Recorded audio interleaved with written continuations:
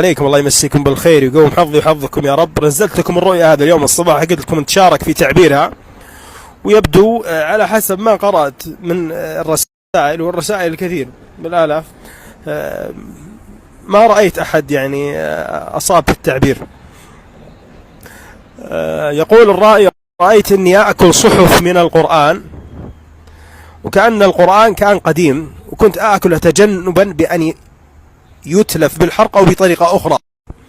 وبعدها قلت لما كان معي أحتاج فتوى لهذا الفعل، وكأن فكرة أكل القرآن لم تكن فكرتي بالأساس. انتهى. طبعا تأويلها بدون شرح أن زوجته تساعده في الأمور المادية على هذه الحياة، وهو لهذا كاره، يعني ما يريد أن يأخذ من مالها، ولكنها من طيبة نفسها تعطيه وتتساعد معه، وجزاها الله خير، هذه زوجة صالحة. نعم. أما الشرح